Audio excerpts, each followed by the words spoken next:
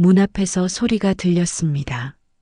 신혼집 안에는 며느리 혼자 있어야 했는데 들려온 건 남자의 웃음소리였습니다. 낮고 익숙하고 편안한 그런 웃음이었어요. 초인종을 눌렀을 때, 안이 조용해졌고 문이 열렸을 때 며느리의 얼굴은 창백했습니다. 그날 나는 알았습니다. 그 집은 내 아들의 집이 아니었다는 것을. 안녕하세요. 오늘도 바람꽃 사연에 찾아와 주셔서 진심으로 고맙습니다. 바쁜 하루 속에서도 잠시 마음을 쉬어갈 수 있는 시간이 되시길 바랍니다.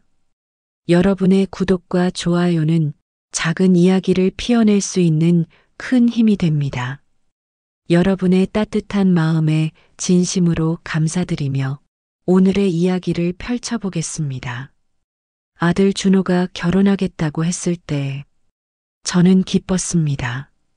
38, 늦은 나이였지만 드디어 짝을 만났다니 안심이 됐거든요.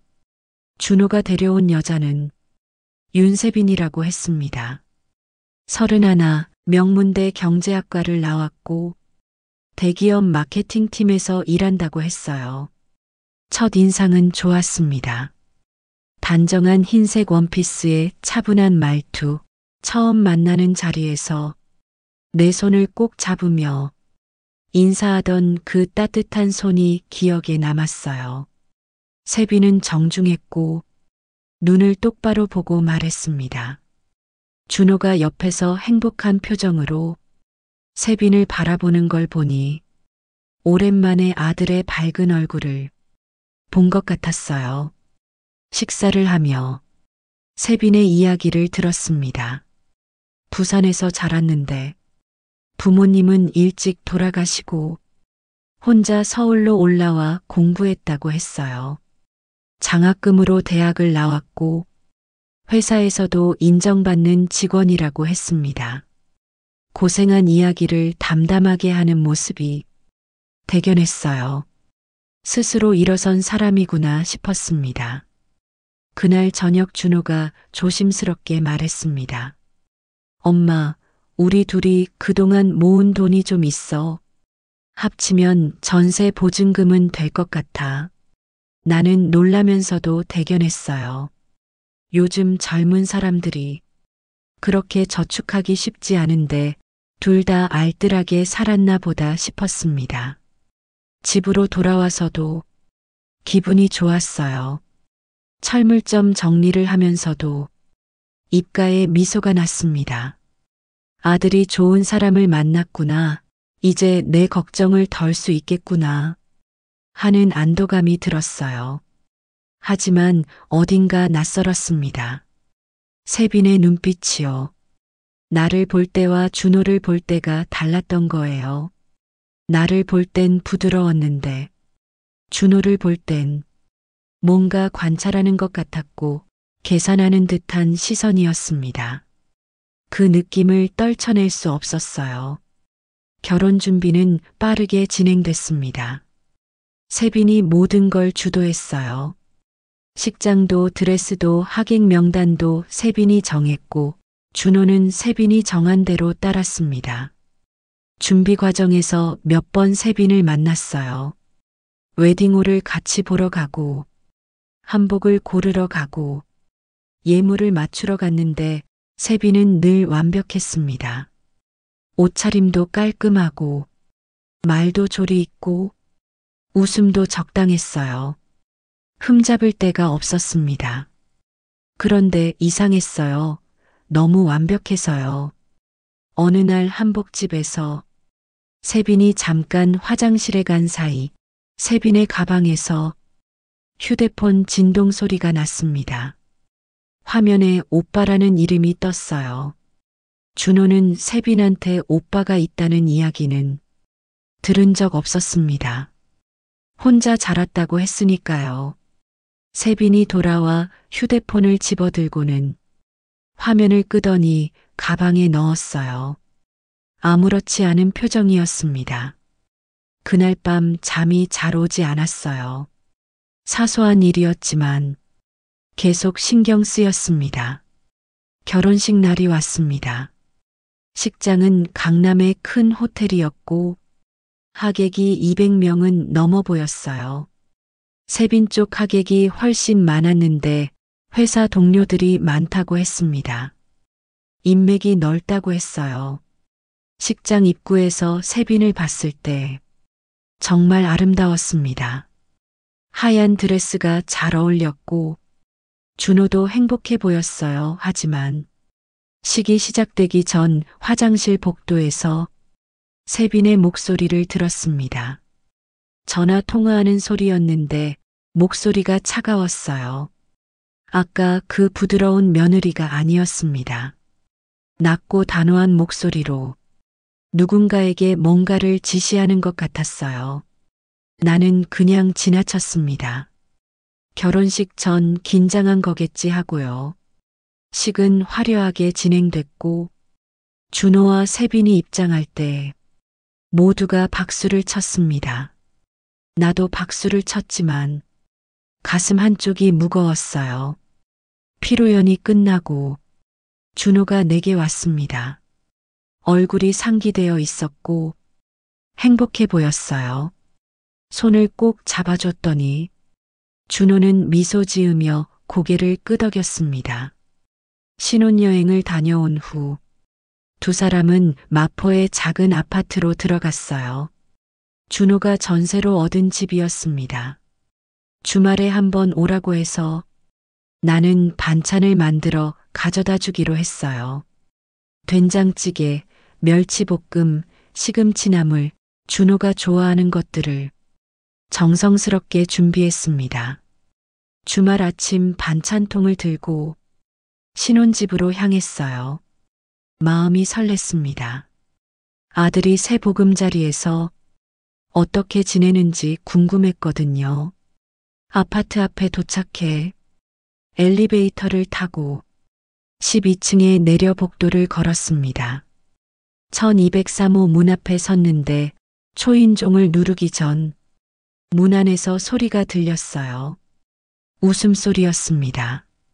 남자의 웃음소리. 나는 멈췄어요. 준호는 회사에 있을 시간이었습니다. 토요일 오전인데 긴급 회의가 있다고 했으니까요. 그럼 저 웃음소리는 누구 거지? 초인종을 눌렀습니다. 딩동안이 갑자기 조용해졌어요. 발소리가 들렸고 뭔가 치우는 소리가 났습니다.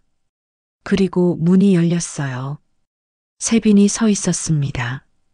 얼굴이 창백했고 머리가 흐트러져 있었어요. 집에서 입는 편한 티셔츠 차림이었는데 목 부분이 약간 구겨져 있었습니다. 나는 반찬통을 들어 보였고 세빈이 어색하게 문을 열어줬어요. 거실이 보였습니다. 소파에 남자가 앉아 있었어요. 젊은 남자였습니다. 30 전후쯤 보였는데 편한 청바지에 흰 티셔츠 차림이었고 커피잔을 들고 있었어요. 테이블 위에는 커피잔이 2개 더 있었습니다. 세빈이 급하게 말했어요. 아, 동생이에요.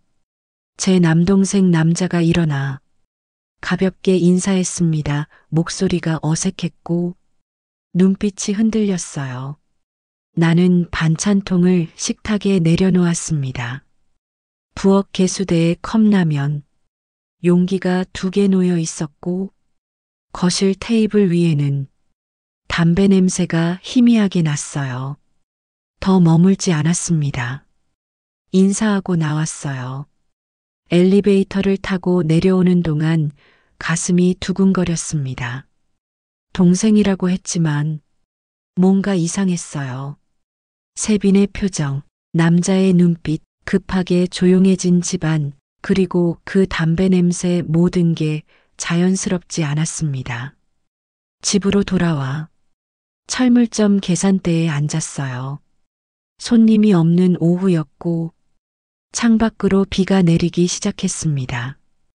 휴대폰을 들어 준호에게 전화를 걸까? 망설였어요. 하지만 뭐라고 말해야 할지 몰랐습니다. 며느리 집에 남자가 있었다고? 동생 일에 그럼 괜찮은 거 아니야? 하지만 가슴속 불안은 커져만 갔어요. 세빈이 혼자 자랐다고 분명히 말했으니까요. 동생이 있다는 이야기는 한 번도 들은 적 없었습니다. 저녁에 준호에게 전화했어요. 오늘 반찬 갖다 줬어. 응, 고마워 엄마 맛있게 먹었어. 세빈이 동생 왔었더라. 잠깐 침묵이 흘렀습니다. 동생? 아, 응 있다고 들었어. 준호도 잘 모르는 것 같았어요. 목소리가 약간 당황한 듯 했습니다. 전화를 끊고 나는 창밖을 바라봤습니다. 빗방울이 유리창을 두드리고 있었고 무언가 잘못되고 있다는 느낌이 나를 짓눌렀어요. 며칠이 지났지만 머릿속에선 계속 그날이 떠올랐습니다. 세빈의 창백한 얼굴, 소파에 앉아있던 남자, 그 어색한 공기, 그리고 테이블 위에 담배 냄새. 준호에게 전화하고 싶었지만 참았어요. 괜한 의심일 수도 있으니까요. 그런데 이상한 일이 또 생겼습니다. 목요일 저녁 준호가 전화를 걸어왔는데 목소리가 무거웠어요. 세빈이 회사를 그만뒀다고 했습니다. 결혼한 지 한 달밖에 안 됐는데요. 원래 하고 싶었던 일이 있었다는 겁니다. 필라테스 강사, 지금이 시작할 타이밍이라고 했대요. 가슴이 답답했어요. 결혼 전에는 그런 이야기 없었습니다. 대기업 다닌다고 자랑스럽게 말했었는데 갑자기 그만둔다니. 지금 수입은 당분간 준호가 벌어야 한다고 했어요. 전화를 끊고 나는 한숨을 쉬었습니다. 뭔가 계획과 다르게 흘러가고 있었어요. 다음 주말 준호가 집에 왔습니다. 혼자였어요. 세빈은 학원 알아보러 갔다고 했습니다. 준호의 얼굴이 피곤해 보였어요. 눈 밑에 다크서클이 생겼고 어깨가 처져 있었으며 말수도 줄었습니다. 저녁을 차려줬어요. 준호가 좋아하는 김치찌개를 끓였습니다. 준호는 묵묵히 밥을 먹다가 조심스럽게 말했어요. 세빈이 돈이 필요하다고 했대요. 3천만 원 필라테스 학원 차리려면 초기 투자금이 필요한데 곧 다른 투자금이 들어온다며 잠깐만 빌리는 거라고 했답니다. 숟가락을 놓았습니다. 너무 큰 돈이었어요. 투자금이 들어온다는 게 확실하냐고 물었더니 준호는 세빈이 그렇게 말했다고만 했습니다. 며칠 뒤 준호가 문자를 보냈어요. 세빈한테 3천 빌려줬다고 곧 갚는다고. 가슴이 철렁 내려앉았습니다. 그날 밤 잠이 오지 않았어요. 뒤척이다 일어나 물을 마시고 부엌 창문 너머로 어두운 거리를 바라봤습니다. 불안했어요. 무언가 잘못되고 있다는 느낌이 점점 커졌습니다. 다음 날 아침 시장에 장을 보러 갔는데 단골 반찬 가게 앞을 지나다 준호 대학 친구 어머니를 만났어요. 인사를 나누고 이야기를 하다가 준호 결혼 이야기가 나왔습니다. 며느리가 명문대 나왔다며 좋겠다고 하시길래 경제학과 나왔다고 대답했는데 그 어머니가 고개를 갸웃하더니 이상한 말을 했어요. 우리 아들이 그 학교 경영대 나왔는데 거긴 경제학과가 없는데?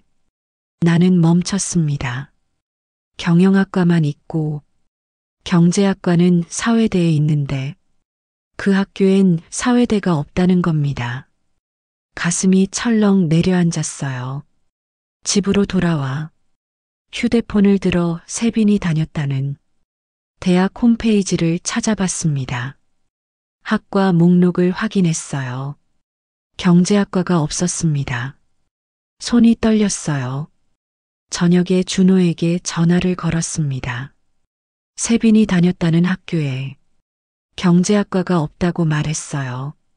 준호는 잠깐 침묵하더니 세빈이 잘못 말한 거겠다고 경영학과인데 경제학과라고 한 거 아니냐고 했습니다. 자기 전공을 잘못 말할 사람이 어디 있냐고 했더니 준호의 목소리가 높아졌어요. 엄마, 세빈이 그런 사람 아니야. 전화가 끊겼습니다. 준호는 믿지 않았어요. 나는 혼자 앉아 생각했습니다. 학과가 거짓이면 다른 것도 거짓일 수 있지 않을까. 결혼 자금도 경력도 며칠간 고민하다 결심했어요. 알아봐야겠다고. 조심스럽게 알아보기 시작했습니다.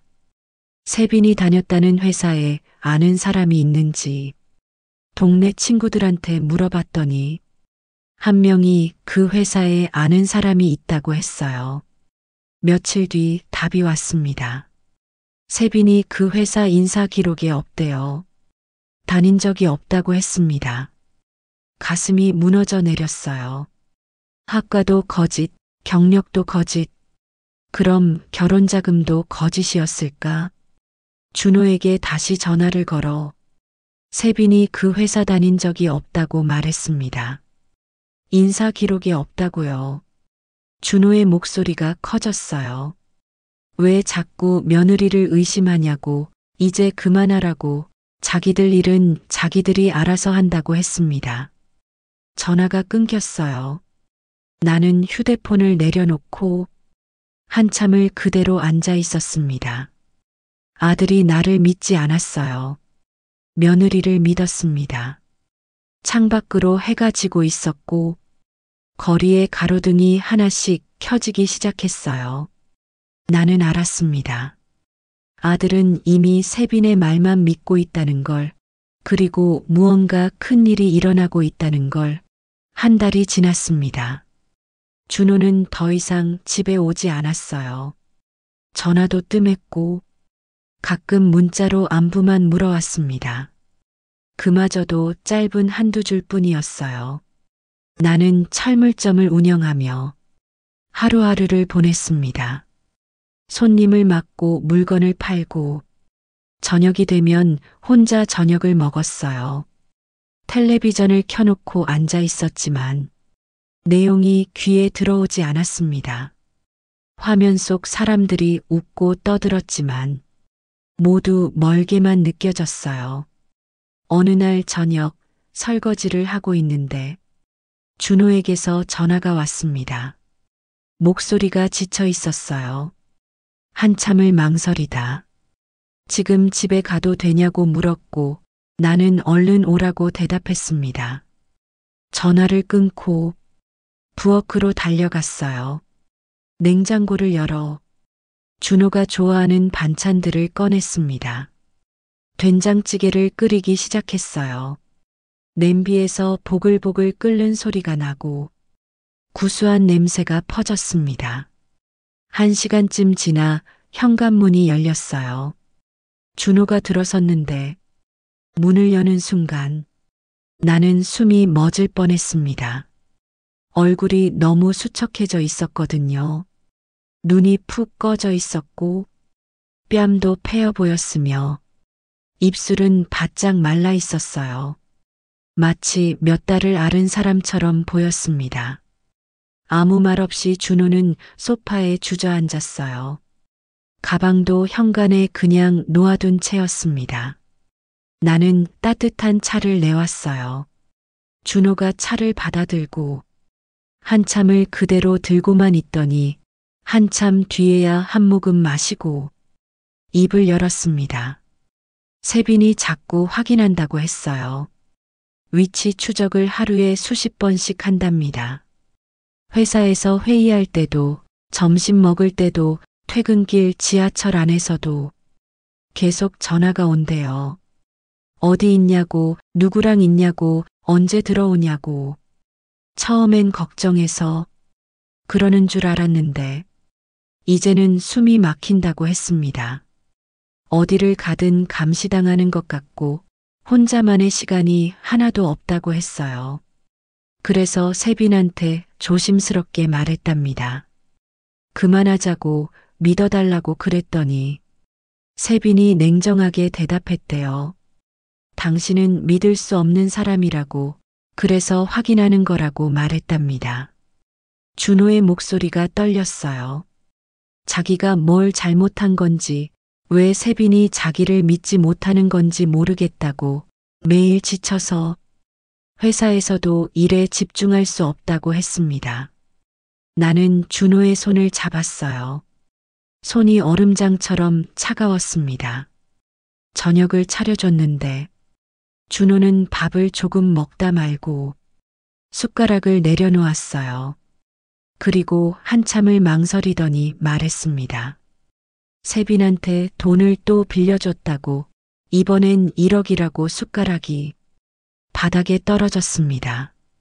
필라테스 학원이 잘 안 됐고 투자금도 안 들어왔는데 이번엔 다른 사업을 하고 싶다며 또 돈이 필요하다고 했대요.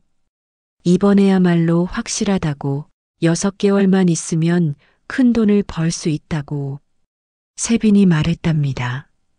준호는 회사에서 대출을 받았고 그동안 모아둔 적금을 모두 깼다고 했어요. 계약서 같은 건 없다고 세빈이 입으로만 약속했다고 했습니다. 나는 아무 말도 할 수 없었습니다. 그건 빌려준 게 아니었어요. 빼앗긴 거였습니다. 준호는 그날 밤 집에서 잤어요. 아들 방 침대에 누웠는데 나는 한참을 문 앞에 서서 준호를 바라봤습니다. 이불을 끌어안고 어린아이처럼 웅크리고 자는 모습이 너무 아팠어요. 38살 어른이 이렇게 작아 보일 수가 있구나 싶었습니다. 다음 날 아침 준호는 일찍 일어나 회사에 갔어요. 나는 현관까지 따라 나가 준호를 배웅했습니다. 힘들면 언제든 집에 오라고, 혼자 견디지 말라고 말했어요. 준호가 떠나고 나는 혼자 거실에 앉았어요. 이대로 둘 수 없었습니다. 아들이 너무 힘들어하고 있었어요. 무너지고 있었습니다. 며칠 뒤 세빈에게 전화를 걸었어요. 잠깐 만날 수 있냐고, 할 이야기가 있다고 했습니다. 세빈은 무슨 이야기냐고 물었지만 만나서 이야기하자고 했어요. 한참 침묵이 흐르더니 세빈이 내일 오후에 카페에서 보자고 대답했습니다.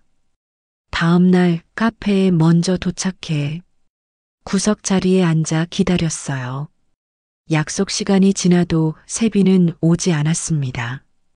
10분, 20분, 30분, 1시간이 지나서야 세빈이 나타났어요. 선글라스를 끼고 있었고 얼굴 표정이 차갑게 굳어 있었습니다. 사과도 없이 자리에 앉더니 가방을 탁 내려놓았어요.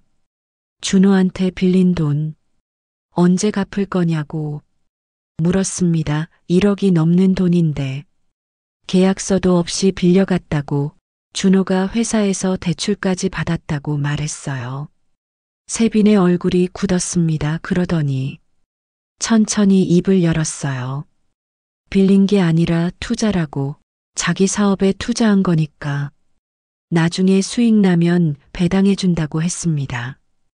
결혼할 때 그런 이야기 없었다고, 부부끼리라도 이런 건 미리 약속해야 하는 거 아니냐고 말했더니 세빈의 목소리가 더 차가워졌습니다.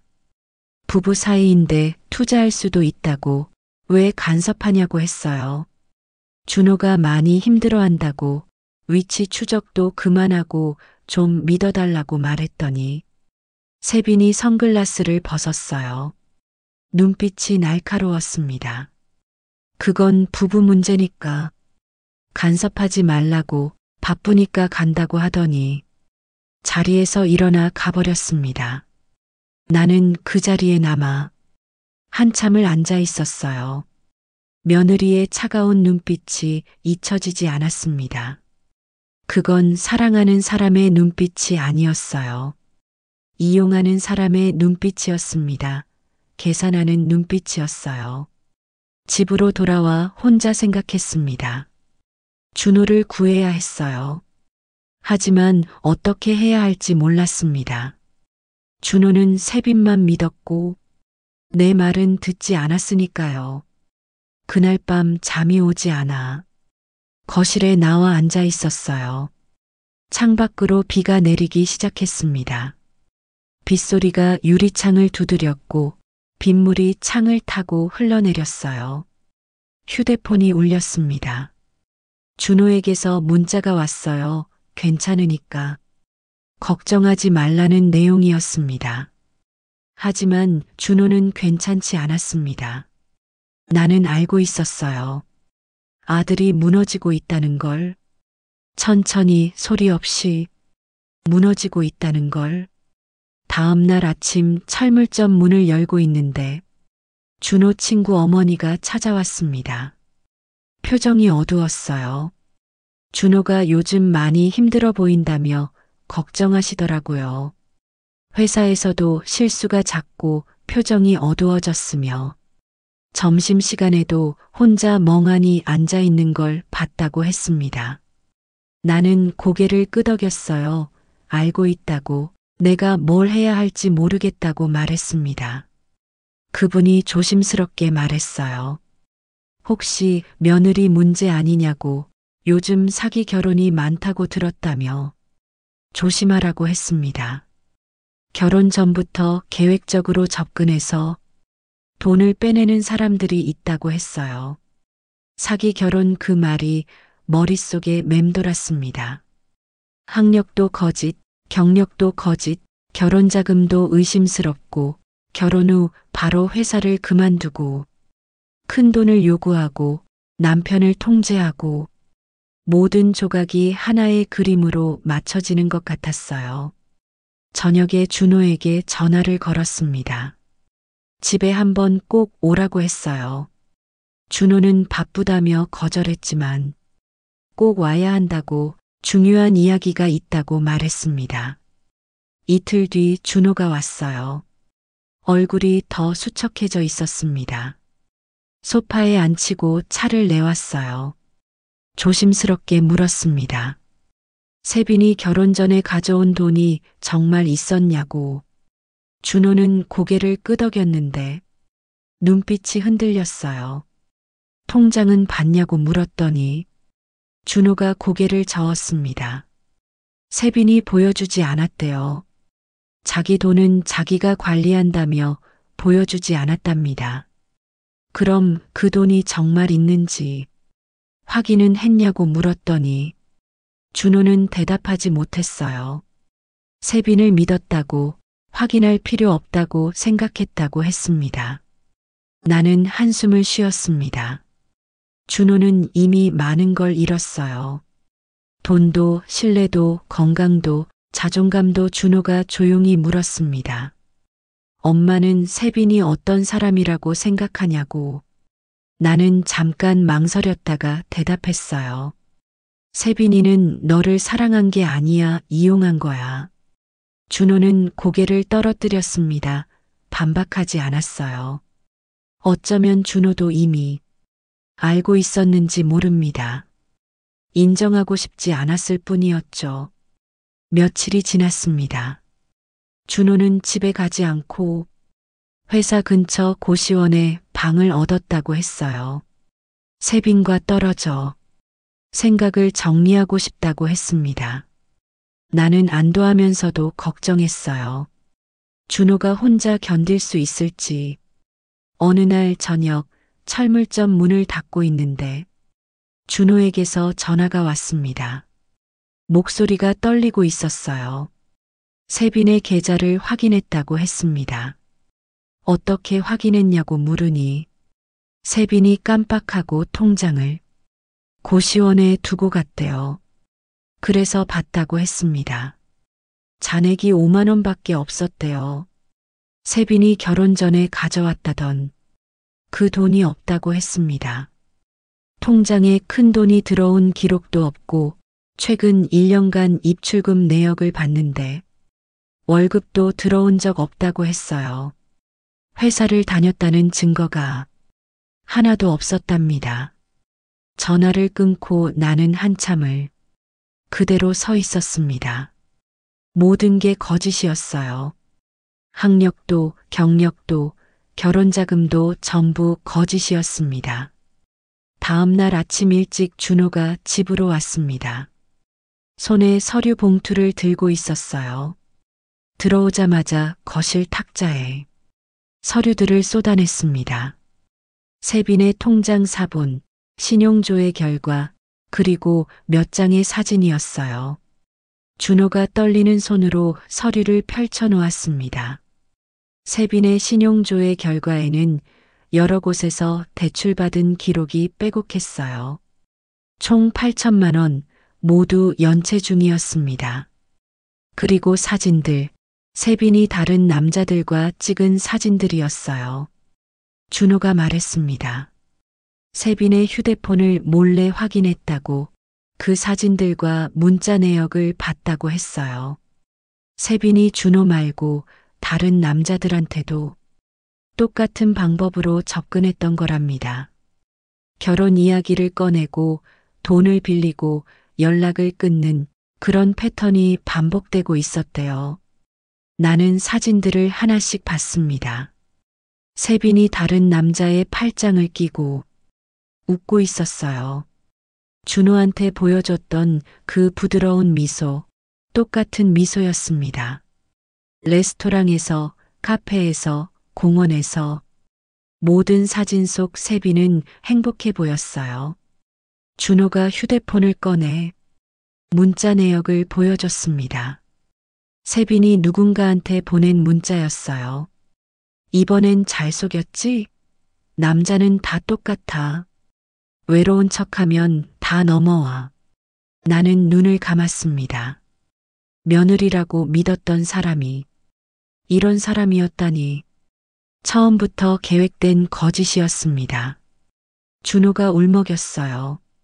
자기가 너무 바보 같다고, 왜 엄마 말을 안 들었는지 모르겠다고, 모든 게 자기 잘못이라고 했습니다. 나는 준호를 안아줬어요. 준호가 내 품에서 한참을 울었습니다. 어깨가 들썩이고 뜨거운 눈물이 내 옷을 적셨어요. 얼마 만에 보는 아들의 눈물인지 몰랐습니다. 울음이 그치고 나서 준호가 말했습니다. 경찰에 신고하겠다고, 세빈을 고소하겠다고 했어요. 이대로 둘 수 없다고, 다른 사람들이 피해보지 않으려면 신고해야 한다고 했습니다. 나는 고개를 끄덕였습니다. 그래야 한다고, 꼭 그래야 한다고 말했어요. 그날 오후 준호와 함께 경찰서에 갔습니다. 경찰서 건물은 차갑고 무거운 느낌이었어요. 민원실에서 번호표를 뽑고 기다렸습니다.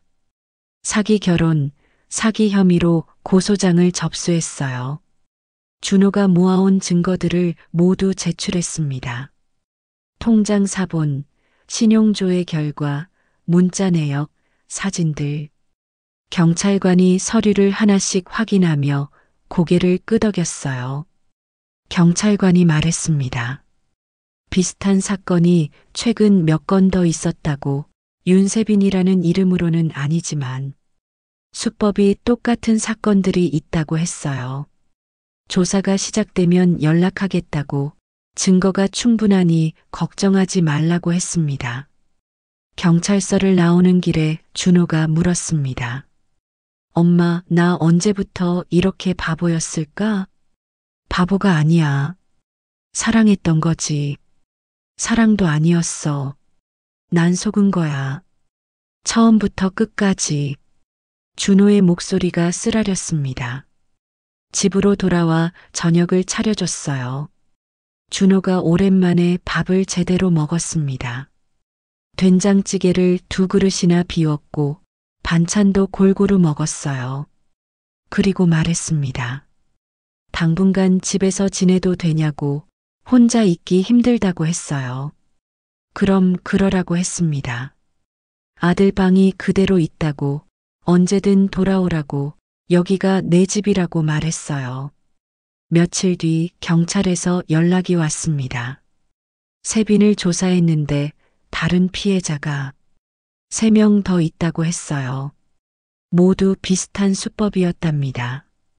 결혼을 미끼로 접근해서 돈을 빼내고 연락을 끊는 어떤 피해자는 준호보다 더 많은 돈을 빼앗겼다고 했어요. 세빈의 진짜 이름은 윤세빈이 아니었습니다. 가짜 이름을 여러 개 쓰고 다녔대요. 대학도 안 나왔고 회사도 다닌 적 없었어요. 심지어 부산에서 자랐다는 것도 거짓이었답니다.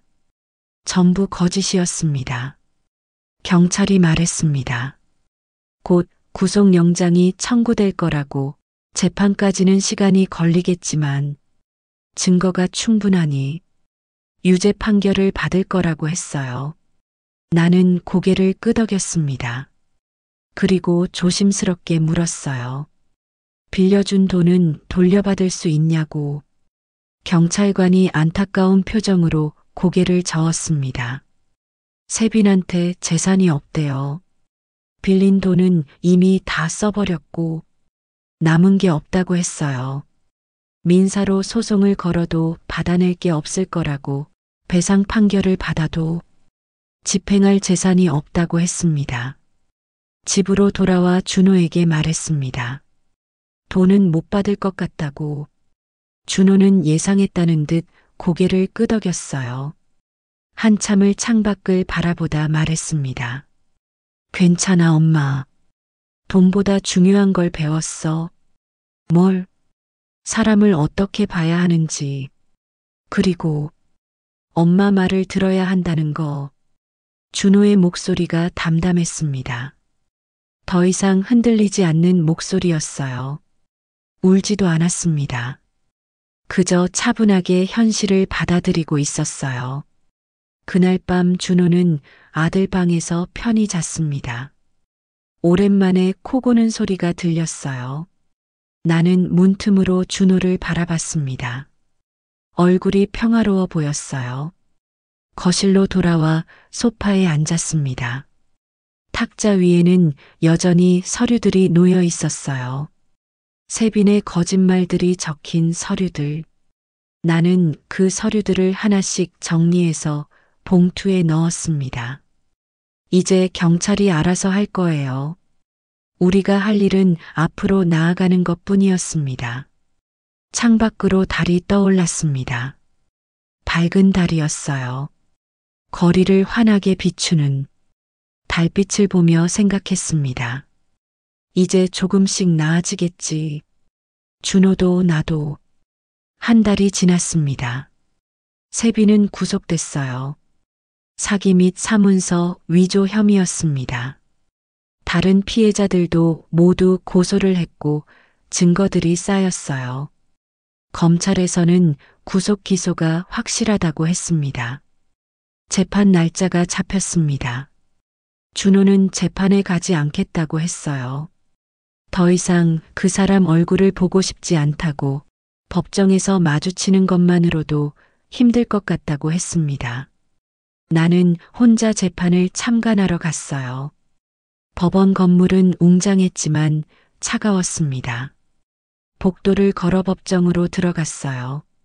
방청석은 생각보다 많이 차 있었습니다.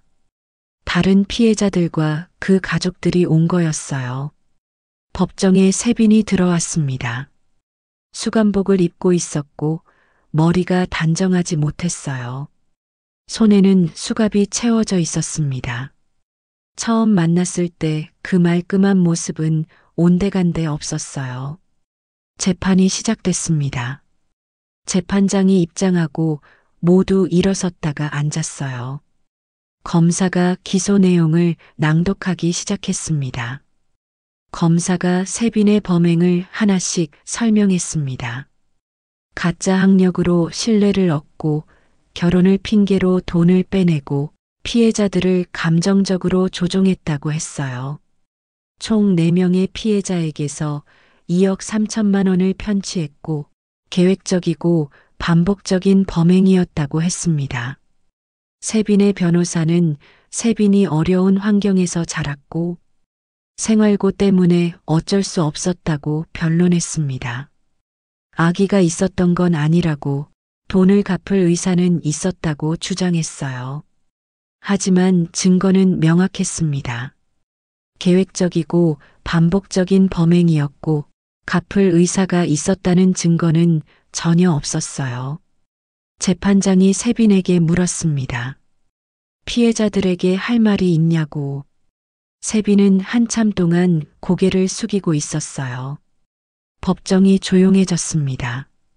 시계 초침 소리만 들리는 것 같았어요. 그러다 세빈이 천천히 고개를 들고 입을 열었습니다. 죄송합니다. 그게 전부였어요. 진심이 담긴 사과가 아니었습니다. 목소리에 떨림도 후회도 없었어요. 형량을 줄이기 위한 말일 뿐이었습니다. 재판은 몇 차례 더 진행됐습니다. 피해자들의 진술이 이어졌고 증거들이 제출됐어요. 세빈은 묵묵히 앉아 있었습니다. 가끔 고개를 끄덕이거나 변호사와 속삭일 뿐이었어요. 3개월 뒤 선고 공판이 열렸습니다. 나는 또 혼자 법정에 갔어요. 이번엔 방청석이 더 많이 차 있었습니다. 재판장이 판결문을 읽기 시작했습니다. 긴 판결문이었어요. 범행의 경위, 수법, 피해 규모, 정상 참작 사유 등이 차례로 나열됐습니다. 그리고 마지막 문장. 징역 5년. 세빈은 표정이 변하지 않았어요. 예상했다는 듯 담담하게 앉아 있었습니다. 변호사가 뭔가 속삭였지만 세빈은 고개를 저었어요. 항소하지 않겠다는 뜻인 것 같았습니다. 판결문을 받아들고 법정을 나왔습니다. 복도에서 다른 피해자 한 분이 나를 알아보고 다가왔어요. 60대쯤 보이는 남자분이었습니다. 아들도 세빈한테 속았다고 지금도 회복 중이라고 했어요. 그래도 잡혔으니 다행이라고 우리가 용기 내서 신고했으니 다른 피해자는 없을 거라고 말했습니다. 집으로 돌아와 준호에게 판결문을 보여줬습니다. 준호는 판결문을 읽고 조용히 말했습니다. 끝났구나. 응, 끝났어. 나는 준호의 손을 잡았어요.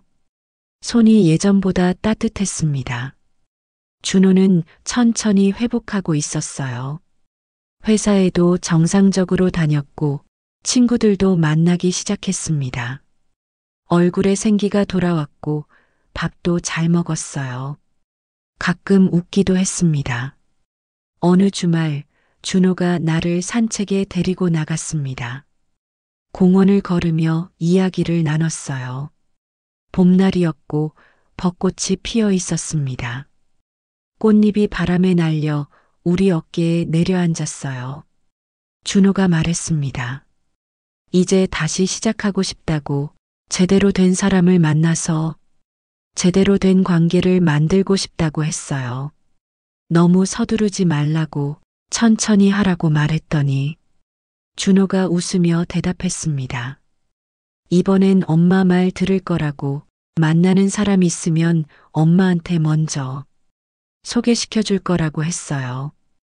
오랜만에 보는 밝은 웃음이었습니다. 공원 벤치에 앉아 햇살을 받으며 쉬었어요. 따뜻한 봄날이었습니다. 아이들이 뛰어노는 소리가 들렸고 새들이 지저귀고 있었어요. 평화로운 오후였습니다. 준호가 물었습니다. 엄마는 어떻게 세빈이 거짓말쟁이라는 걸 알았냐고. 처음부터 뭔가 이상했다고, 너무 완벽했다고 대답했어요. 사람은 원래 어딘가 부족한 구석이 있는 법인데 세빈이는 너무 완벽했다고 말했습니다. 집으로 돌아오는 길에 철물점 앞을 지나쳤습니다. 나는 가게 간판을 올려다봤어요. 낡은 간판이었습니다. 페인트가 벗겨지고 글씨가 희미해져 있었어요. 준호가 간판 좀 새로 하면 어떻겠냐고 물었습니다. 새 출발하는 김에 나는 웃으며 그러자고 했어요. 며칠 뒤 간판 업체에 연락해서 새 간판을 주문했어요. 디자인은 심플하게, 글씨는 크고 선명하게 했습니다. 그리고 작은 문구를 하나 넣었어요. 일주일 뒤 새 간판이 달렸습니다. 준호가 와서 함께 봤어요. 파란색 바탕에 흰 글씨로 선명하게 써 있었습니다. 이정의 철물점 믿음은 다시 만들 수 있습니다. 준호가 이 문구 누가 생각했냐고 물었고 엄마가 생각했다고 대답했어요. 준호가 좋다고, 정말 좋다고 말했습니다. 나는 새 간판을 올려다보며 생각했어요. 믿음은 깨질 수 있지만 다시 만들 수도 있다고. 시간이 걸리겠지만 가능하다고. 준호가 그렇게 하고 있듯이 저녁에 준호와 함께 저녁을 먹었습니다. 준호가 예전처럼 농담도 하고 웃기도 했어요. 회사 이야기도 하고 친구들 이야기도 했습니다. 완전히 회복한 건 아니었지만 많이 나아졌어요. 설거지를 하며 창밖을 봤습니다. 거리에 가로등이 켜지고 있었어요. 하나씩 천천히 불빛이 거리를 밝혀주고 있었습니다. 나도 그렇게 하면 되는 거였어요. 하나씩 천천히 다시 밝혀가면 되는 거였습니다. 깨진 믿음을 다시 쌓고 상처를 치유하고 앞으로 나아가면 되는 거였어요. 그날 밤 잠자리에 들기 전 아들 방 문을 살짝 열어봤습니다. 준호가 책을 읽고 있었어요. 편안한 표정이었습니다. 방문을 닫고 내 방으로 돌아왔습니다. 침대에 누워 천장을 바라봤어요. 긴 싸움이었습니다. 힘들었고 고통스러웠어요. 하지만 이겼습니다. 준호를 구했고 진실을 밝혔어요. 눈을 감았습니다. 편안한 마음으로 잠이 들었습니다. 모든 게 끝났다고 생각했습니다. 세빈은 수감됐고 준호는 회복하고 있었고 우리는 일상으로 돌아가고 있었어요. 그런데 한 달 뒤 준호에게 이메일이 하나 도착했습니다. 발신자는 모르는 사람이었어요. 제목은 당신이 알아야 할 진실이었습니다. 준호가 이메일을 열었어요. 본문에는 한 줄만 적혀 있었습니다. 첨부 파일을 들어보라고. 녹취 파일이 하나 첨부되어 있었어요. 준호가 파일을 재생했습니다. 세빈의 목소리가 들렸어요.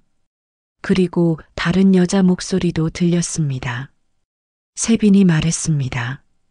이번엔 잘 속였다고, 남자는 다 똑같다고, 외로운 척하면 다 넘어온다고 했어요. 다른 여자가 웃으며 물었습니다. 이번엔 얼마나 뜯었냐고. 세빈이 대답했습니다. 1억 넘게, 이 정도면 한동안 놀 수 있다고 했어요. 다른 여자가 말했습니다. 바보 같은 놈이라고, 언니 말만 믿고. 세빈이 웃으며 대답했습니다. 그런데 시어머니가 좀 귀찮다고 계속 의심하더라고 했어요. 다른 여자가 물었습니다. 그럼 어쩔 거냐고. 세빈이 말했습니다. 적당히 무시하면 된다고. 아들이 자기를 더 믿으니까 상관없다고 했어요. 녹취는 거기서 끝났어요. 준호는 멍하니 화면을 바라봤습니다. 나는 준호 옆에 앉아 녹취를 다시 들었어요. 세빈의 차가운 목소리, 조롱하는 듯한 웃음, 사람을 물건처럼 취급하는 말투. 가슴이 뜨거워졌습니다. 분노가 치밀어 올랐어요. 준호가 물었습니다. 이거 경찰한테 줘야 하냐고. 그래야 한다고 대답했어요. 다음 날 경찰서에 갔어요. 녹취 파일을 제출했습니다. 경찰이 파일을 확인하고 말했어요.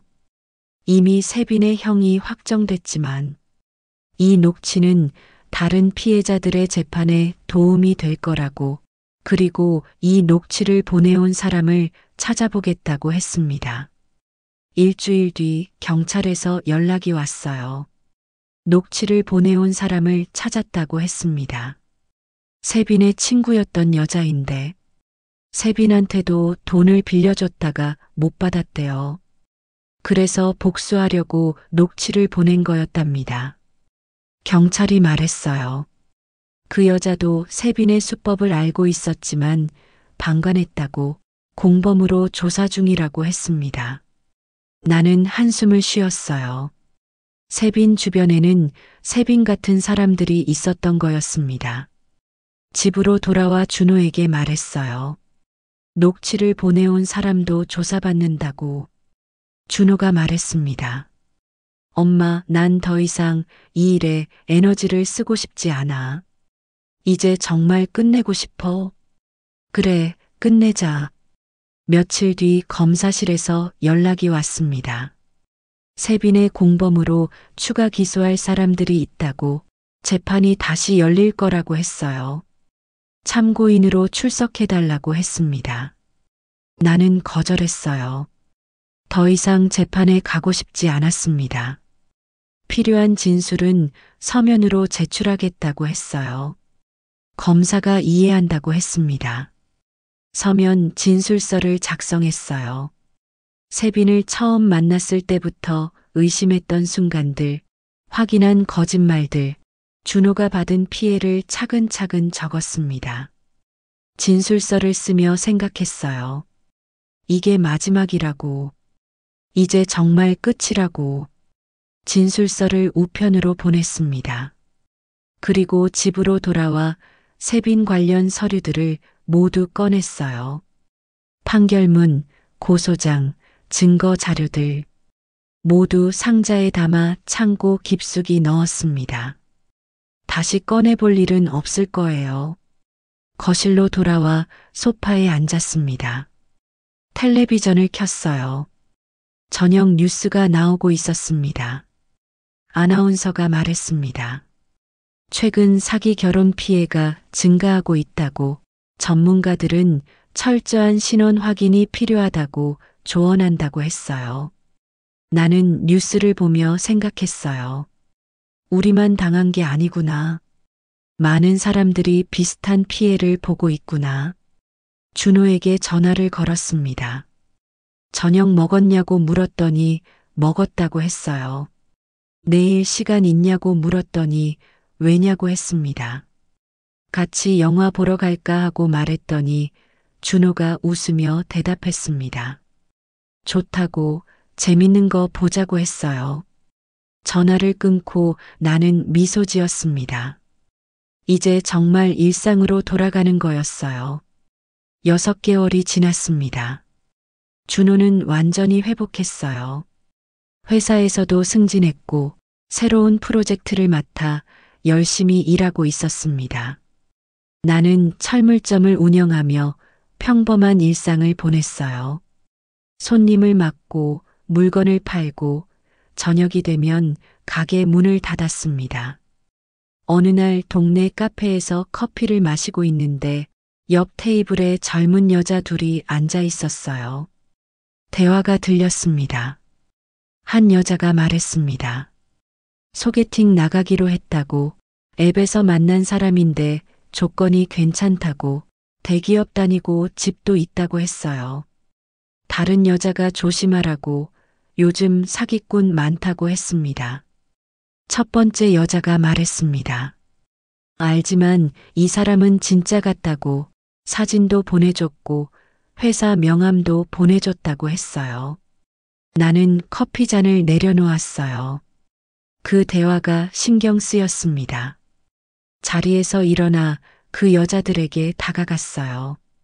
미안한데 대화가 들렸다고, 소개팅 조심하라고 말했습니다. 사진이랑 명함은 다 조작할 수 있다고, 만나기 전에 신원 확인 제대로 하라고 했어요. 여자가 놀란 표정으로 나를 봤습니다. 고마워하며 조심하겠다고 했어요. 카페를 나와 집으로 돌아왔습니다. 그리고 생각했습니다. 내가 경험한 걸 다른 사람들한테도 알려줘야겠다고 노트북을 켰습니다. 블로그를 만들었어요. 제목은 사기 결혼, 이렇게 조심하세요였습니다. 내가 경험한 것들을 하나씩 적기 시작했어요. 세빈을 처음 만났을 때 느꼈던 위화감, 확인했던 거짓말들, 조심해야 할 신호들, 너무 완벽한 사람, 확인할 수 없는 과거, 갑자기 요구하는 큰 돈. 글을 쓰는 게 생각보다 힘들었어요. 그 시간을 다시 떠올리는 게 고통스러웠습니다. 하지만 멈추지 않았어요. 다른 사람들이 같은 피해를 보지 않도록 내 경험이 도움이 되길 바라며 계속 썼습니다. 일주일 만에 글을 완성했어요. 블로그에 올렸습니다. 반응이 빨랐어요. 댓글이 달리기 시작했습니다. 자기도 비슷한 경험이 있다는 사람, 친구가 지금 이런 상황인 것 같은데 어떻게 말해줘야 할지 모르겠다는 사람, 덕분에 조심할 수 있을 것 같다는 사람. 댓글을 하나씩 읽으며 가슴이 먹먹했어요. 나만 겪은 일이 아니었습니다. 많은 사람들이 비슷한 고통을 겪고 있었어요. 댓글에 하나씩 답을 달았습니다. 조언을 해주고 위로를 해주고 신고 방법을 알려줬어요. 며칠 뒤 준호에게 블로그를 보여줬습니다. 준호가 글을 읽고 나를 봤어요. 엄마, 이거 쓰는 거 힘들었죠? 조금. 근데 써야 할 것 같았어. 엄마 대단해. 진짜. 준호가 내 손을 꼭 잡아줬어요. 블로그 방문자가 점점 늘어났습니다. 한 달 만에 10,000명이 넘는 사람들이 글을 읽었어요. 언론에서도 연락이 왔습니다. 인터뷰를 하고 싶다고 했어요. 나는 거절했습니다. 얼굴을 드러내고 싶지 않았어요. 대신 서면 인터뷰는 할 수 있다고 했습니다. 기자가 질문을 보내왔어요. 왜 이 일을 하냐고, 무엇을 바라냐고. 나는 대답했습니다.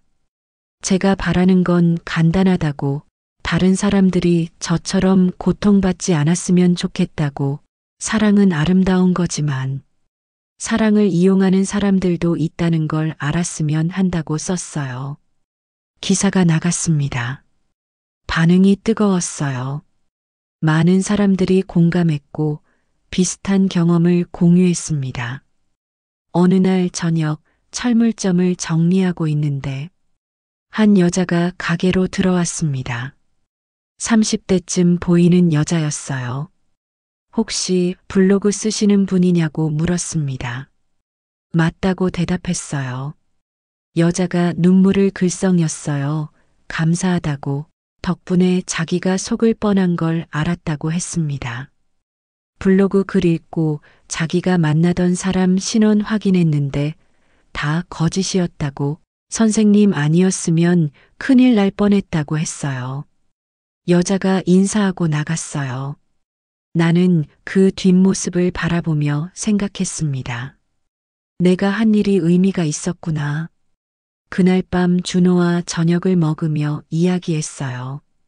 오늘 블로그 보고 찾아온 사람 있었다고 말했더니 준호가 말했습니다. 엄마, 멋있다. 뭐가? 그냥 엄마가 이렇게 강한 사람인 줄 몰랐어. 나는 웃었습니다. 강한 게 아니라 그냥 할 일을 한 거였어요. 시간이 흘렀습니다. 1년 뒤 나는 철물점 간판을 내리고 새 간판을 달았습니다. 이정의 공방 믿음은 다시 고칠 수 있습니다. 철물점은 그대로였지만 한쪽에 작은 공간을 만들었어요. 테이블 몇 개와 의자를 놓았습니다. 블로그를 통해 연락 온 사람들이 가끔 찾아왔어요. 상담이랑 할 순 없지만 차 한 잔 마시며 이야기를 나눌 수 있었습니다. 어느 날 오후 젊은 남자가 찾아왔습니다. 20대 후반쯤 보였어요. 블로그를 보고 왔다고 했습니다. 자기도 비슷한 일을 겪었다고 했어요. 결혼을 약속한 여자한테 큰 돈을 빌려줬는데 여자가 사라졌다고 했습니다. 경찰에 신고했지만 증거가 부족해서 수사가 어렵다고 했어요. 나는 차를 내주고 그의 이야기를 들었습니다. 한참을 이야기를 듣고 나서 조언을 해줬어요. 어떤 증거를 더 찾아야 하는지, 어디에 도움을 요청해야 하는지.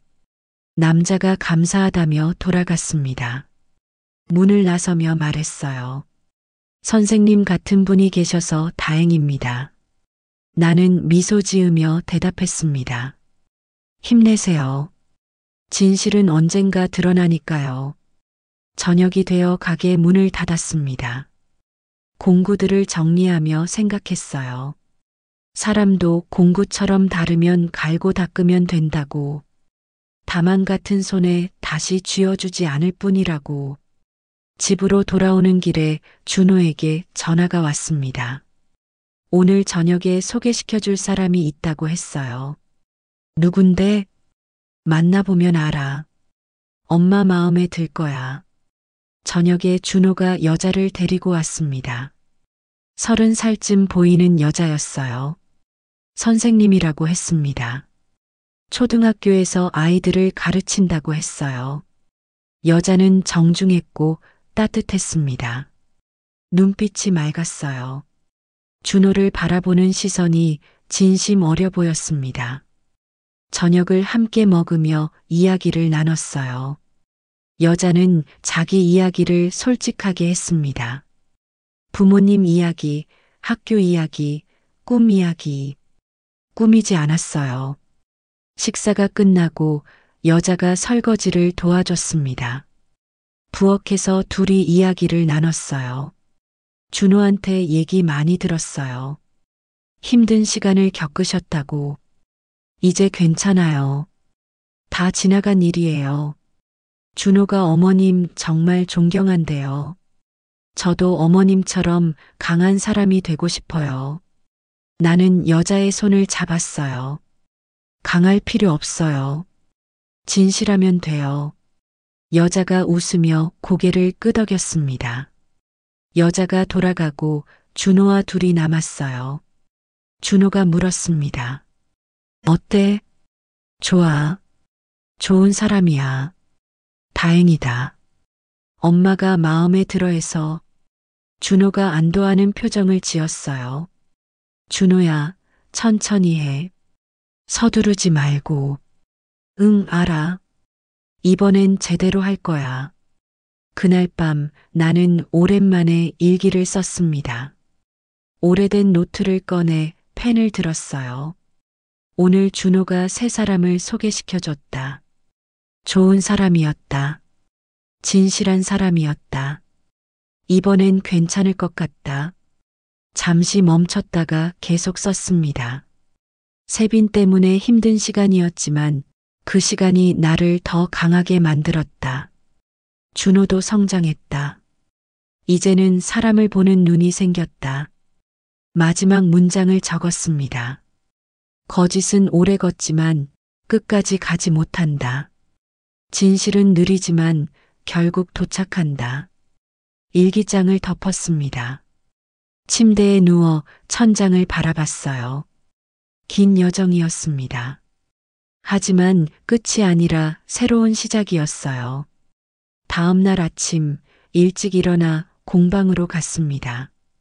문을 열고 들어가니 아침 햇살이 가게 안을 가득 채우고 있었어요. 공구들을 하나씩 닦기 시작했습니다. 망치, 드라이버, 렌치. 하나하나 정성스럽게 닦았어요. 녹슨 부분은 기름을 발라 닦아냈습니다. 손님이 들어왔습니다. 단골 할아버지였어요. 새 간판 보기 좋네요. 문구도 좋고. 감사합니다. 믿음은 다시 고칠 수 있다. 좋은 말이에요. 사람도 그렇죠? 네, 사람도 그래요. 할아버지가 필요한 나사못을 사고 나갔습니다. 나는 다시 공구를 닦기 시작했어요. 점심때 준호에게서 전화가 왔습니다.